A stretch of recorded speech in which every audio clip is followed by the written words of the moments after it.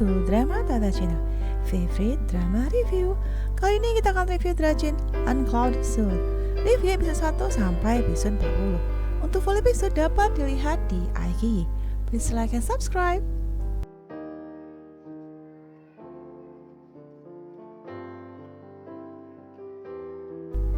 Xiaoyao adalah seorang gadis yang kuat dan cerdas. Xiaoyao bersama ayah dan temannya mencari nafkah dengan berjualan jimat penolak siluman. Ayah akan berpura-pura sebagai siluman dan Xiaoyao akan berperan sebagai master penangkap siluman. Bingzu adalah ketua pengawal Feiyu yang bertugaskan oleh kaisar untuk memberantas siluman. Bingzu menangkap Xiaoyao dan komplotannya saat sedang beraksi melakukan tipuan menangkap siluman untuk mendapatkan uang.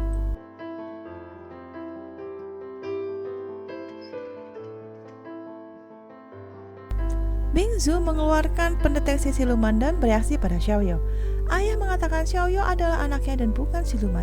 Hanya saja darah Xiaoyao unik, bisa menarik siluman dan hewan buas.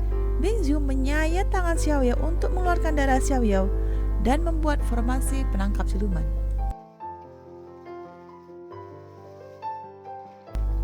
Xiaoyao melarikan diri dan bersembunyi di pohon besar dan kuno. Tangan Xiaoyao yang berlumuran darah menyentuh bagian tengah pohon, lalu untaian akar itu bereaksi dan terbuka. Di dalamnya terdapat sebuah jantung yang berkilau, lalu Xiaoyao mengambilnya. Darah Xiaoyao juga memancing siluman ular datang. Xiaoyao melarikan diri dari serangan siluman ular. Lalu Bingzu dan pengawal Feiyu melakukan formasi menangkap siluman ular yang ada di tengah hutan. Xiaoyao terjatuh ke jurang dan balutan lukanya terlepas. Darahnya mengalir ke jantung yang di bawahnya. Jantung itu bereaksi dan berkilau, lalu berubah wujud menjadi sosok pria yang bercahaya. Tanpa sengaja, darah Xiaoyao telah membangkitkan Raja Siluman Hongye. Wajah Xiaoyao sangat mirip dengan kekasih yang mengkhianatinya. Hongye mengira Xiaoyao adalah putri Ning An. Saat hari pernikahannya, Putri Ning An mengatakan pada Raja Siluman Hongye bahwa sebenarnya dia tidak mencintai Hongye. Ning An hanya ingin mengendalikan hati Hongye. Hingga akhirnya pasukan kerajaan berhasil membunuh Hongye. Hongye bertanya apakah Xiaoyao adalah Putri Ning An. Namun Xiaoyao berkata bahwa dia hanyalah manusia biasa, pemburu siluman dan bukan Putri Ning An.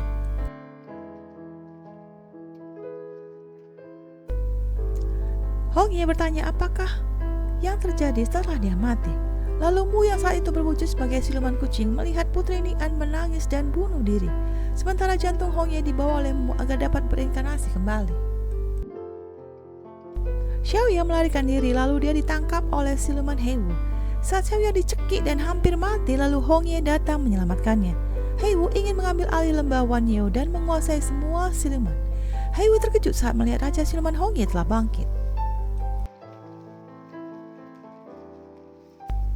Xiaoyao meminta Hongye untuk melepaskannya.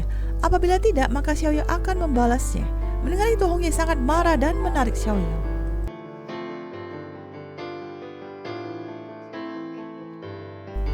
Xiaoyao dengan berani menantang Hongye untuk melepaskannya. Namun kemiripan wajah Xiaoyao dan kekasihnya Ning An yang telah membunuhnya memicu amarah Hongye hingga dia mencekik Xiaoyao.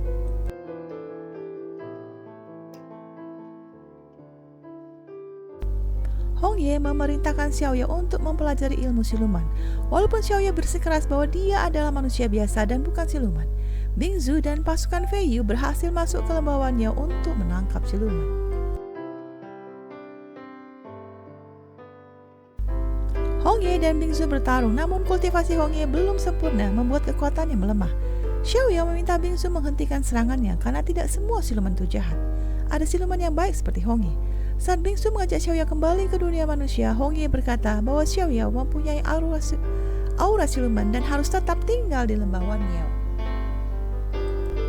Untuk dapat tetap diterima sebagai kaum siluman, maka Xiaoyao ditugaskan mengambil pedang Bingzu yang bisa mendeteksi siluman. Kemudian Bingzu datang menjumpai Xiaoyao, namun pedang Tan-Er tidak bereaksi pada Xiaoyao. Ini membuktikan walaupun Xiaoyao punya aura siluman, namun sifat aslinya baik. Bingzu dan Tan Er hidup sangat miskin hingga akhirnya Tan Er putus asa dan setuju menjadi korban persembahan bagi siluman agar kakaknya Bingzu dapat hidup dengan baik. Bingzu berusaha menolong Tan Er, namun tubuh Tan Er diserap oleh siluman pohon. Kemudian arwahnya masuk ke dalam pedang. Xiaoyao hampir tenggelam saat menyelidiki hilangnya beberapa gadis. Xiaoyao memegang jimat dan memanggil Hongye di dalam hatinya. Hongye muncul dan menghalau siluman air.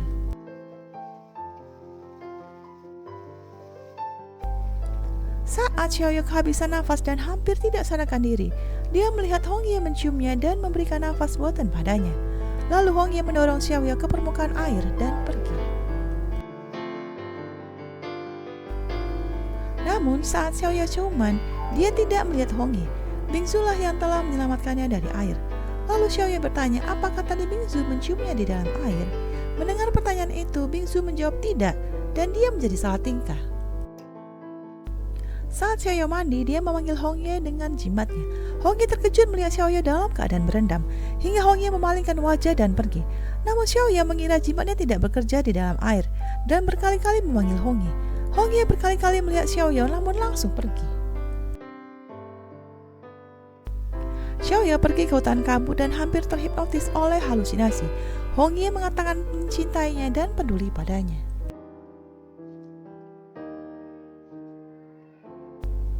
Sedangkan Hongye tadi di hutan kabut, dia berhalusinasi bertemu Putri Ning'an yang ingin membunuhnya lagi.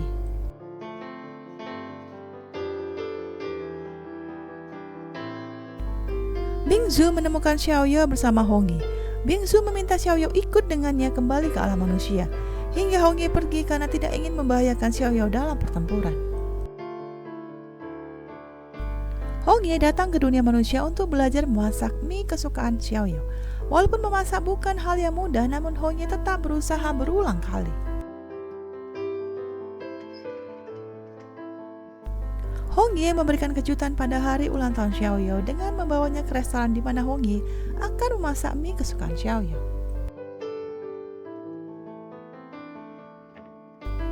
Xiaoyao sedih karena ulang tahun ini dia baru menyadari bahwa dia bukan manusia, namun siluman. Hongye menghibur Xiaoyao, bila dia ingin kembali ke dunia manusia, maka Hongye akan melepaskannya. Hongye mempersiapkan ulang tahun yang indah untuk Xiaoyao. Hati Xiaoyao tidak lagi sedih, namun menjadi hangat karena Hongye menyayanginya.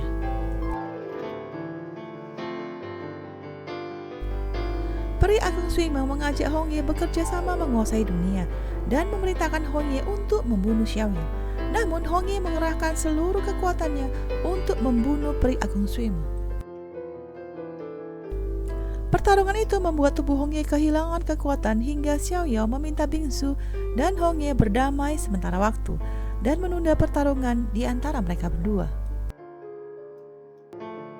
Hongye berkata pada Xiaoyao bahwa kekuatan spiritualnya menghilang setelah dia bertarung dengan Peri Suimeng. Xiaoyao menghibur Hongye dan berkata mereka akan melaluinya bersama dan akan mencari jalan keluarnya. Xiaoyao tidak ingin Hongye larut dalam kesedihan, lalu dia mengajak ke festival Lentera serta berpura-pura menjadi sepasang suami istri. Xiaoyao menutup mata dan berdoa di festival Lentera agar kekuatan spiritual Hongye dapat kembali. Hongye juga berdoa dan menghentikan waktu serta mencium Xiaoyao dengan lembut dan penuh perasaan. Xiaoyao dan Hongye mencari batu spiritual agar bisa kembali ke masa lalu untuk mengembalikan kekuatan spiritual Hongye. Heiwu merapalkan mantra untuk membuka segel dan membebaskan 3 makhluk spiritual kuno. Namun Ohen, Kyongki dan Tengse tidak bersedia membantu Heiwu menguasai dunia. Setelah mendapatkan batu spiritual, Hongye dan Xiaomu membuka dimensi waktu sehingga Xiaoyao dapat kembali ke masa lalu untuk mengambil inti jiwa dan mengembalikan kekuatan spiritual Hongye. Xiaoyao kembali ke 100 tahun lalu sebagai Putri Ning'an, dia bertemu dengan Hongye yang tidak mengenalnya. Lalu Xiaoyao menahan Hongye agar tidak pergi. Hongye heran mengapa putri manusia ingin berteman dengannya dan tidak takut dengan raja siluman seperti dia. Walaupun ini saat pertama kali mereka bertemu, namun Xiaoyao sepertinya sangat mengenalnya.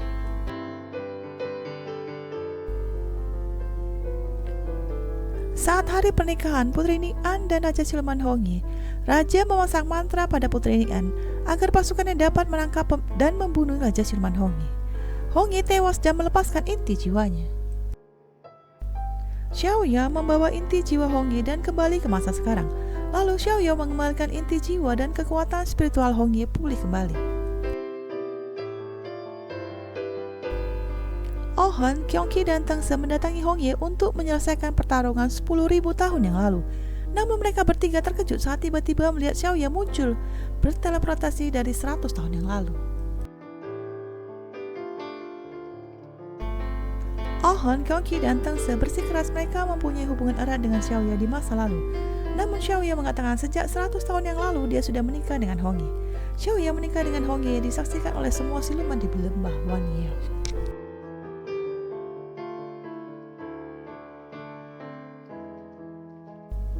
Ohon, Gyeonggi dan Tengse membuka pintu dimensi dan meminta Xiaoya kembali ke 10.000 tahun yang lalu untuk mengambil keputusan kembali siapa yang dia pilih di antara mereka berempat.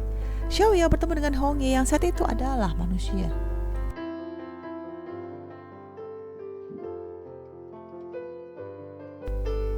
Xiaoya adalah siluman naga yang berhasil berkultivasi menjadi naga biru yang mempunyai kekuatan spiritual yang sangat dahsyat. Gyeonggi adalah kepala suku yang hebat dan suka bertarung.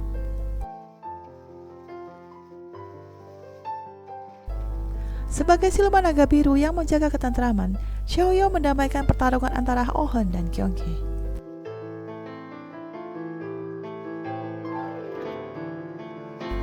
Gyeonggi menyatakan perasaannya pada Xiaoya. Gyeonggi tidak ingin hanya menjadi kakak bagi Xiaoya, dia ingin mereka berdua menjadi pasangan.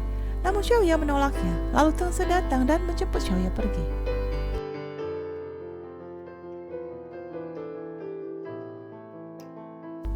Tengse menyatakan perasaannya pada Xiaoya yang dulu pernah menyelamatkan nyawanya.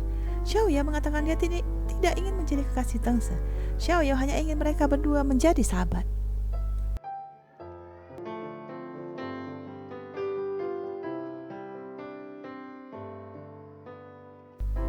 Xiaoya melihat Ohon terluka karena serangannya tadi pagi. Lalu Xiaoya membalut luka di tangan Ohon. Walaupun Xiaoya punya kekuatan dahsyat naga biru, namun dia lembut dan perhatian. Hal ini membuat Ohon luluh dan seketika jatuh hati pada Xiaoya yang baik hati.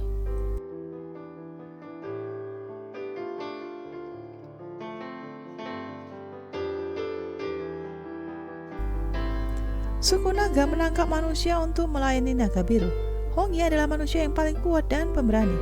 Xiaoya menganggap Hongye sebagai pasangan dan bukan pelayannya.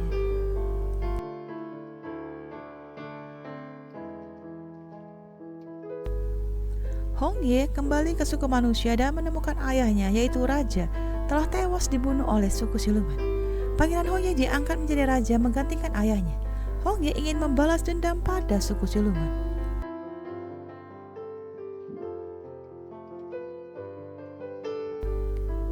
Hongye berkata bahwa manusia butuh mata air Yuli agar dapat hidup abadi sehingga dapat bertahan melawan siluman. Xiaoya berjanji akan membantu Hongye. Ketulusan hati Xiaoya membuat Hongye jatuh hati.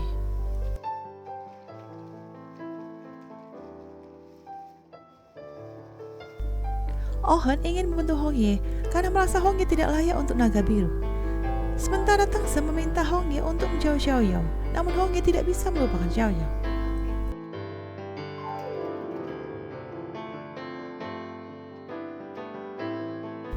Xiaoya mengundang ke pernikahannya dengan Hongye dan meminta Oyen, Gyeonggi dan Tengse untuk membawa batu spiritual dari suku mereka masing-masing. Lalu Xiaoya meminta mereka menggabungkan ketiga kekuatan batu spiritual.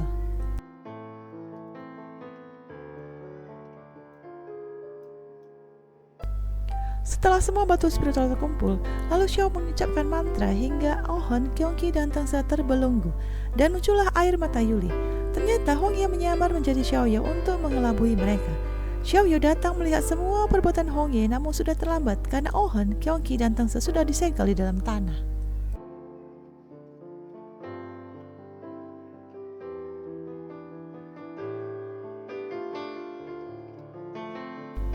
Hongye meminum mata air Yuli agar dapat hidup abadi.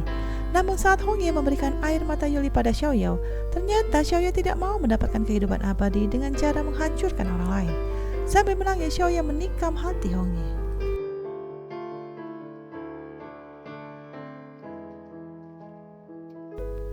Hong Ye tidak dapat mati dan hanya tertidur selama 5.000 tahun. Xiao Yang meminta naga kecil untuk menjaga tubuh Hong Ye hingga dia bangun lagi.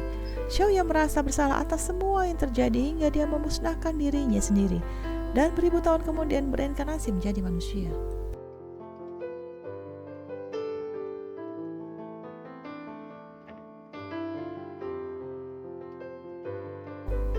Xiao Yao kembali ke masa sekarang dan meminta maaf pada Oh-hun, Kyung-ki dan Teng-se. Namun sejak dulu hingga saat ini Hong Ye adalah suaminya. Setelah Hong Ye bangkit selama ribuan tahun, Hong Ye juga sudah membalas kesalahannya dengan menjadi Raja Siluman yang melindungi seluruh kaum siluman.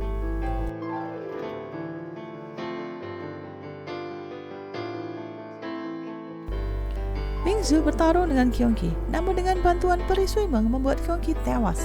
Lalu Bingzu menyerap energi spiritual Kyung-ki dan dia berubah menjadi siluman.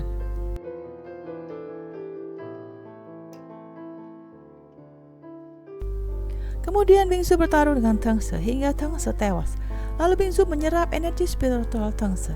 Setelah menyerap energi Kyung-ki dan Teng-se membuat kekuatan Bingzu berlipat ganda.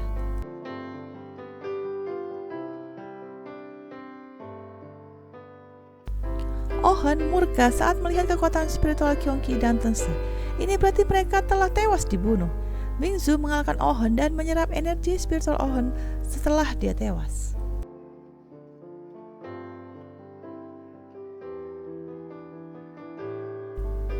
Bingzu bertarung dengan Hong Ye. Kekuatan Bingzu semakin dahsyat setelah menyerap energi 3 siluman kuat. Hong Ye terpukul keras. Bingzu ingin menemukan mata air Yuli agar manusia dapat hidup kuat dan abadi.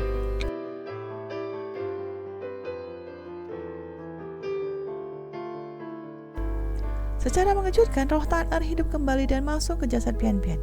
Bingzu sadar dan ingin hidup damai dengan adiknya, Tan-er. Bingzu meninggalkan sifat silumannya.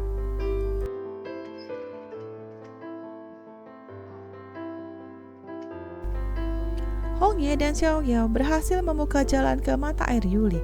Hong Ye merasa bersalah karena pertempuran suku manusia dan siluman berawal dari ambisi Hong Ye 10.000 tahun yang lalu untuk hidup abadi dan mengalahkan siluman.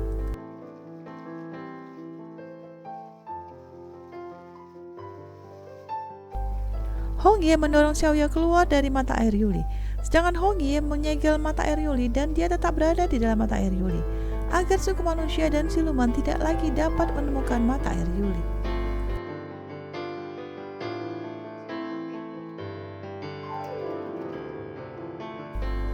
Xiao Yao sangat merindukan Hong Ye dan hidup sedih kesepian. Namun Xiao Yao membalikkan waktu dan kembali ke masa lalu saat dia dan Hong Ye masih bersama. Xiao Yao mengulang kembali kehidupannya bersama Hong Ye.